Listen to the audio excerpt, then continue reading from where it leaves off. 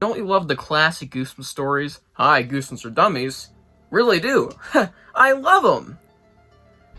I'm talking about the reprints, dumbass. I love these ugly fucking reprints. Hello everybody, my name is Goosebumps are dummies, as you now know. It's legally on paper. I was given that name at birth, and today we're talking about these sometimes ugly, sometimes beautiful classic Goosebumps reprints. Whenever I say classic Goosebumps reprints or classic Goosebumps, no, I'm referring to these bad boys. These are reprintings of the classic books from the 90s, Goosebumps.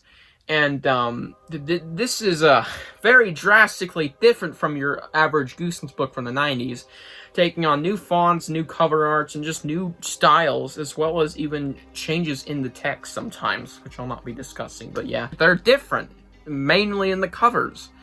And not a lot to be said about them, besides the fact that they're reprints that exist, that have had a weird history. So yeah, we're just going to be discussing them in sequel to my 2003-2008 reprints video that I did back in April, just because it seems fitting to now talk about the second run of reprints, since those exist. I wish they'd make a third one by now, but that's I don't want to see reprints out the wazoo again, man. That's too much to collect. Yeah, let's just dive into this one. Not a lot need to be said. But this is not very well-known knowledge, I don't think. But the reprints started off with Welcome to Dead House. Whilst many believe Night of the Living Dummy was the first classic reprint, well, it technically was the first classic Goosebumps reprint, where they officially thought, yep, we're reprinting books, like, full on now, I believe.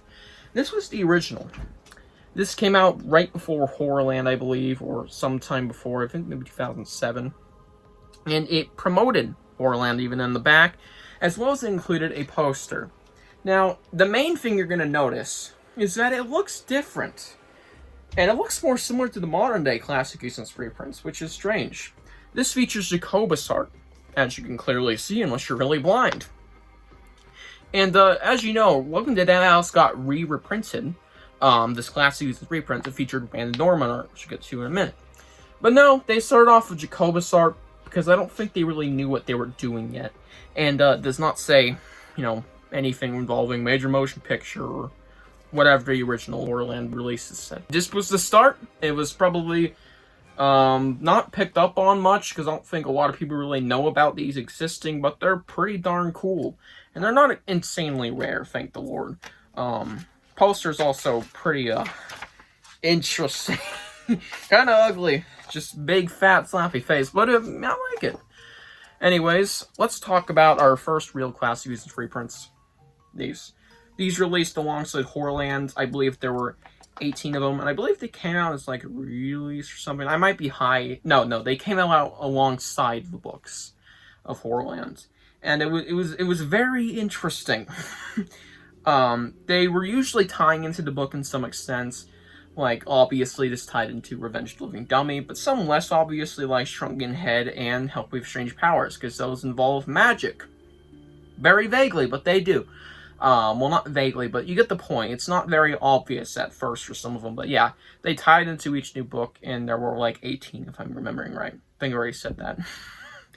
So yeah, not a lot to be said besides the fact that when they started the series, they initially went ahead and did Brandon Dorman. Again, because he was already doing the mainline series covers, so they went, well, do you want to do some reprint covers, Brandon? Oh, I'd love to. Well, more accurately, I'd love to. This next wave is very small. It was 4 books. I'm not going to show anything, because I don't know which ones they were, because I'm really fucking stupid. But this came out during Hall of Horrors, and it was just more tie-ins, I believe. This was around 2012, 3 years before the movie. Yeah, it was just a small release of them. Not much to be said, but for the movie, they released, like, 10. One of them being The Werewolf of Fever Swamp, I believe. If I'm not stupid, which I might be stupid, and this might have been one of them for Horrorland, but, Werewolf of Fever Swamp was one of the main monsters featured in the movie, amongst many, and those monsters got a classic reprint, re-released, or released alongside. And, yeah, it was, that's what happened with the movie. They released a bunch of classic reprints, or new reprints and stuff, you know? Nothing crazy. Now, for Goosebumps 2, more iconically now, because these were more easy to keep track of, there were only 4 released for Goosebumps 2, we had Bride of the Living Dummy, Haunted Mask 2 Headless Ghost, and Attack the Jack-O-Lanterns. I do not own the original Haunted Mask 2 or Attack the Jack-O-Lanterns. Yeah, I don't know why. Those two are really rare. The originals, not the reprints of this one. Alright? They reprinted this one twice. I don't know why. I'll explain it later. But, yeah. They exist. They're run by Brandon Dorman again. They keep it up. They put out the new books still.